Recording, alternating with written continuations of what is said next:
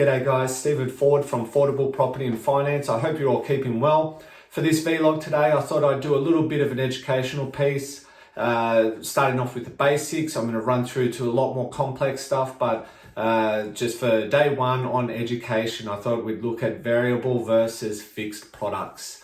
For me, I talk about this stuff all day long, so I really hope that I explain this in simple terms. And if I haven't, then please, all you got to do is shoot me an email, pick up the phone, put a comment in this post, and I'd really like to connect with you and help you out on your journey as well. So variable interest rates, what does that mean? As it suggests, they are variable. They go up and down as the market fluctuates. So if the economy is getting stronger and the Reserve Bank of Australia decides that they're going to increase the interest rates, then that flows on to the lenders, and then the lenders unfortunately pass that on to the borrowers. So that's the way that the variable can go up. And on the flip side of that, you also have the advantage of if the interest rates come down because of the opposite reasons, the economy may not be doing so well, growth may not be so strong, there might be a few other issues like what we're experiencing at the moment, the RBA might drop rates. After that, we all hope, fingers crossed, that those lenders pass the rates on to us. And it gets a little bit interesting there, where some lenders might pass on the full rate immediately. They do their announcement, everyone, hey guys, we're passing on the full rate drop. And then others, they might make an announcement a week later and then say, we're only actually going to pass this on in a month's time, and all sorts of fun and games that I have to kind of digest and then pass on back to my clients. But that's a variable. It goes up, it goes down depending on what the economy is doing. Moving on to the fixed interest rates, you can fix your interest rate for a period of 1 up to 5, and in some cases in the past it's been even longer, so 10 years, but generally it's 1 to 5 years. Today, if I was looking at the interest rates, they are quite competitive. And would fixed be a good option? I would say possibly. Depending on your circumstances and my circumstances, if I wanted a little bit of just something that I can rely upon, being that my repayments are going to remain the same for a 12-month period, 24-month period, whatever it is, I might think or choose to fix in my rates. Now, the problem with that is that if the rates continue to drop, that may not get passed on to you because you've locked in or you've gone for a fixed rate.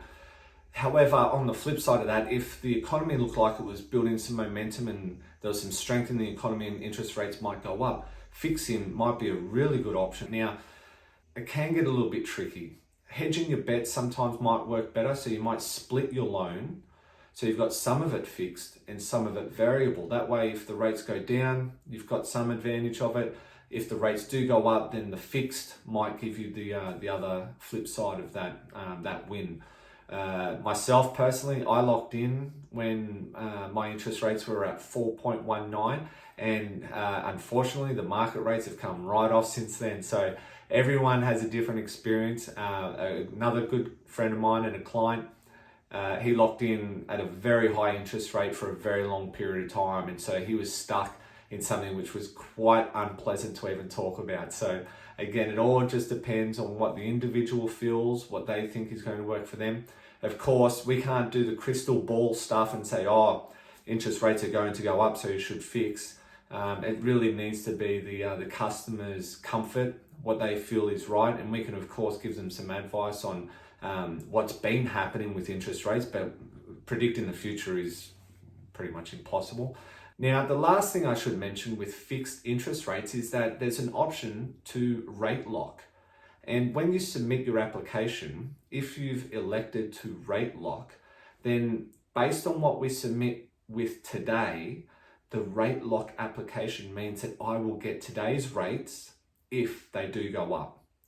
Now, when the market is a little bit uncertain, it may go up, it may go down, rate lock can be a good option, because it can give you today's rates in case the rates do go up. However, you get the win on the other side if the rates do drop.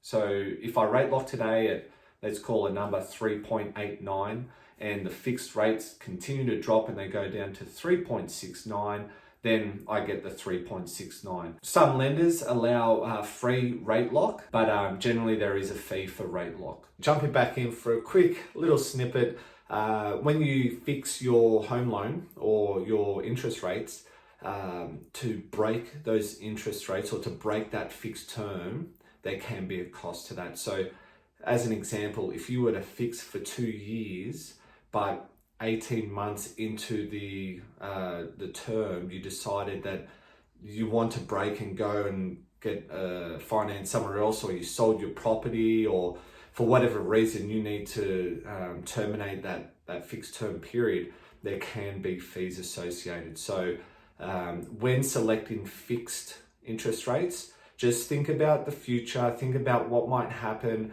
Whatever the case may be, just have a little bit of a think. And if you see the future being very stable and you're not going anywhere and there's not a lot of chance of having to break that fixed term, then absolutely it might be the right choice for you. One example might be if you're buying an investment property and you see that it's a long-term strategy, fixing your home loan for a period of 2 years, 3 years, or 5 years, you may feel that that is the most suitable strategy for you because you're quite happy with the interest rates. You want that certainty of consistent repayments. And what I referred to before about my decision and the rates that I fixed myself into, they were for investment properties. So in those instances, I needed to lock them in to know what I was going to be looking at for the next 2 years. The fact that they are higher rates, I'm not overly concerned about that because the rental repayments are mostly covering things. The properties are slightly negatively geared across all the properties. It's about $2,000 per year. It's not a terrible position to be holding property in. Of course, yes, I would like more money.